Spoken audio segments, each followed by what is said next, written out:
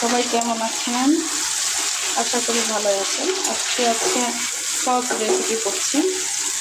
এই যে পুঁই শাক ডাটা আগে ভাজি করবো, পুঁই শাকটা ভাজি করবো। এই শাকটা রেডি করে রাখছি, এটাকে হালকা ভেজে নিচ্ছি। তারপর কাঁচা কলা ভর্তা বা বাচ্চা রেসিপি।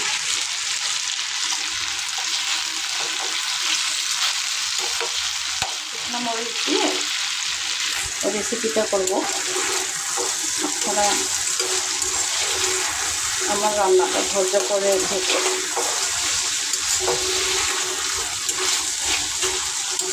এটা যদি ভালো করে ভেজে রাখি, ভেজে রান্না তাহলে খেতেও মজা হয়।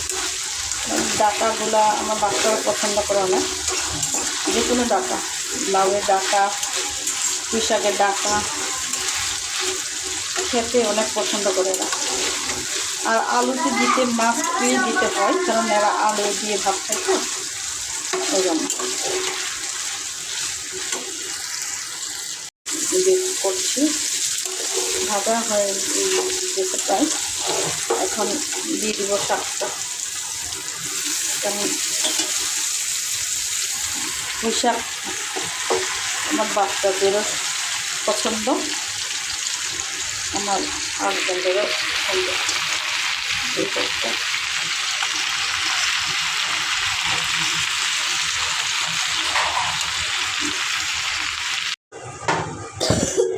এই যে বন্ধুরা, আমার ভাজির অবস্থা এখনো পানি বার হচ্ছে শাক থেকে। 10 মিনিট বা 15 মিনিট লাগবে।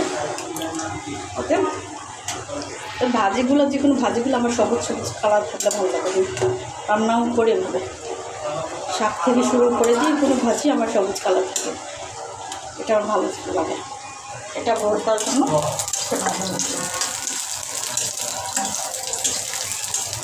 মরিচ দিয়ে, কাঁচা পেঁয়াজ দিয়ে, কাঁচা পেঁয়াজ দিয়ে ভর্তা করবো। সবসময় তো অন্যান্য ভর্তা হয়, আজকে কাঁচা কলা।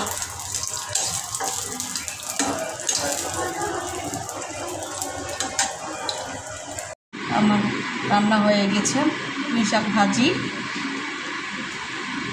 অনেক মজা হয়েছে। হ্যালো বন্ধুরা, আজকে কাঁচা কলা ভর্তা, এটা আমার হাজব্যান্ড আজকে করছে। পেঁয়াজ দিয়ে এখন মাখিয়ে নিচ্ছে, পেঁয়াজ আর কাঁচা কলা দিয়ে, এরপর শুকনো মরিচ দিয়ে মাখিয়ে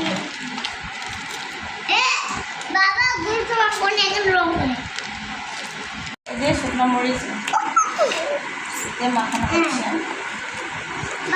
আগে পেঁয়াজ দিয়ে মাখানো হয়েছিল, এখন শুকনো মরিচটা ভালো করে মেখে নিচ্ছে। কেটে খেতে চান চলে আসেন।